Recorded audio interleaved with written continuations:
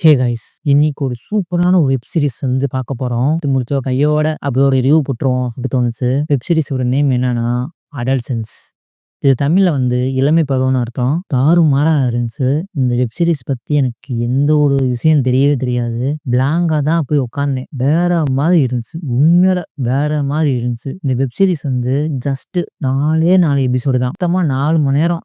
நீங்க உட்கார்ந்து பார்த்தீங்கன்னா முடிச்சிடலாம். ஈஸியா முடிஞ்சிரும். ஒரு படம் தான். அது வந்து அப்படியே கட் பண்ணி இப்போ ஒரு எபிசோடா கட் பண்ணி போட்டுருக்காங்க. ஆனா இந்த ஒரு வெப் சீரிஸ இப்போ உலகம் முழுவதும் எல்லா பேரும் இந்த வெப் சீரிஸ் வந்து பாராட்டுறாங்க. அப்படி என்னதான் இருக்கு? விஷயம் இல்லாமலாம் ஒண்ணும் கிடையாது. விஷயம் இருக்கு. அதனால தான் வந்து இப்ப நெறைய பேர் பாராட்டுறாங்க இத பத்தி. இந்த வெப் சீரிஸ்ல ஃபர்ஸ்ட் எபிசோடுல நெறைய போலீஸ் அவசர அவசரமா வீட்டுல புகுந்து ஒரு பையன வந்து அரெஸ்ட் பண்றாங்க. அந்த பையனுக்கு ஜஸ்ட் ஒரு 13 வயசு தான் இருக்கும். அவன் பையன ஏன்டா அரெஸ்ட் பண்றாங்க சொல்லிட்டு ஒண்ணுமே புரியாது. ஏன் அந்த பையனுக்குமே வந்து ஒண்ணும் புரியாது. என்னடா சடனா வந்து நம்ம அரெஸ்ட் பண்றாங்களே சொல்லிட்டு அவனுக்கும் ஒண்ணும் புரியாது. நமக்கும் ஒண்ணும் புரியாது. ஆக மொத்தத்துல யாருக்குமே ஒண்ணும் புரியாது. அப்படிதாங்க ஸ்டார்ட் ஆகுது.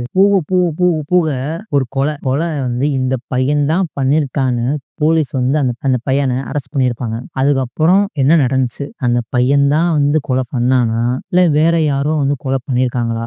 இத பத்தி தான் இந்த வெப் சீரிஸே வேற லெவலா இருந்துச்சுங்க. ஏன் இந்த ஒரு வெப் சீரிஸ உலகமே பாராட்டணும்.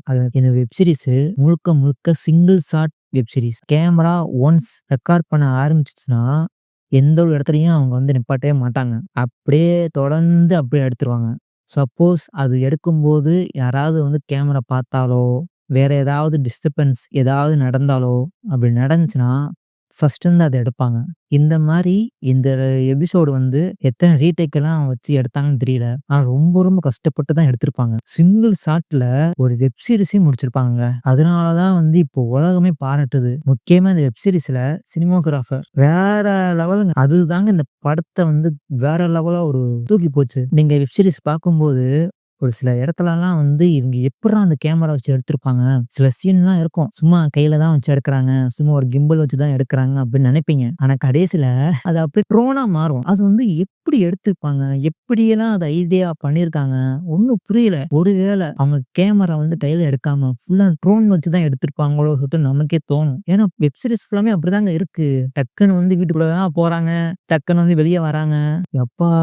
எனக்கே செம்ம ஆச்சரியமா இருந்துச்சு. எப்புட்றா இதெல்லாம் எடுத்தீங்க சொல்லிட்டு. ஆனா எத்தன ரீடேக் போச்சுன்னு தெரியல. இந்த வெப் சீரிஸ் வந்து யார் பார்க்கணும்னா, வீட்ல இருக்கிற அப்பா, அம்மா அதாவது பேரண்ட்ஸ் அவங்க தான் வந்து மெயினா பார்க்கணும். ஏன்னா, நம்ம குழந்தைங்கள இப்பலாம் ஃபோன்லாம் குடுத்து நாமளே நம்ம குழந்தைய நம்மளே கெடுக்குறோம். எல்லா குழந்தைங்களும் கையில சோசியல் மீடியா இல்லாம யாருமே இல்ல. இன்ஸ்டாக்குள்ளலாம் வந்து எத்தன ஐடி, எத்தன சேட்டு, Facebook, Twitter எப்பப்பா! சோசியல் மீடியானால இந்த குழந்தைகள்லாம் எப்படி வந்து பாதிக்கப்படுறாங்க? எதனால வந்து அவங்கலாம் ஆகுறாங்க? அத பத்தி தான் வெப் சீரிஸா பேசியிருப்பாங்க. அந்த ஒரு பையன் சொல்லுவான். ஒரு சீன்ல அவன் எதனால இது பண்ணான்? எதனால அந்த கொலை பண்ணான்னு சொல்லிட்டு சொல்லுவான். அத ரிவீல் பண்ணும்போது செம்ம ஷாக்கிங்கா இருக்கும். அவங்க அப்பாவே வந்து தூக்கி போடும். அந்த விஷயம் கேட்டோனே. பயங்கரமா இருந்துச்சு. அதுதான் ஹைலைட்டே. அவன் சொல்லுவான். அதாவது நம்ம நார்மலா நம்ம வந்து பேசுவோம் பார்த்தீங்களா? சேட் பண்ணுவோம்ல. அது வந்து அவங்களுக்கும் ஒரு கேங் இருக்கும். அவங்கலாம் எப்படி வந்து சேட் பண்றாங்க? ஒரு ஒரு வார்த்தைக்கும் என்னென்ன அர்த்தம் இருக்கு? அவன் சொல்ல நமக்கே ஆச்சரியமா இருக்கும். "டேய்! என்னடா சொல்றீங்க? டேய் இதெல்லாம் இருக்கா?" அப்படி சொல்லிட்டு.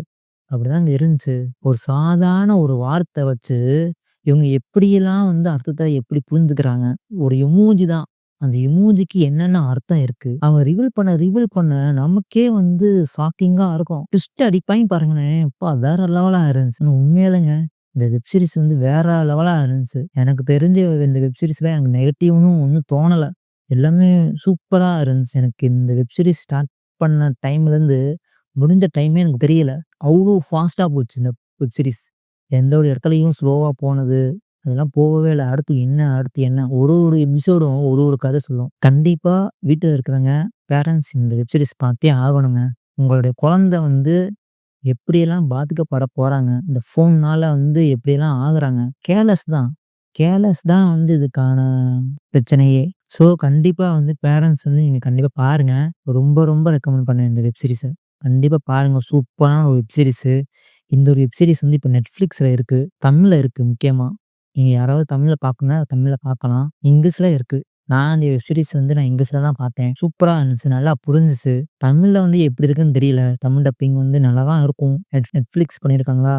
ஸோ அவங்க நல்லா தான் பண்ணியிருப்பாங்க. நான் தமிழ்ல இது பார்க்கல. இங்கிலீஷ்ல தான் பார்த்தேன். ஸோ இங்கிலீஷ்லயே நல்லா தான் இருந்துச்சு. சரி ஓகேங்க. இந்த வெப் சீரிஸ் பத்தி நீங்க என்ன நினைக்கிறீங்க? அத பத்தி நீங்க கமெண்ட்ல லீவ் பண்ணுங்க. லைக் பண்ணாதவங்க லைக் பண்ணுங்க.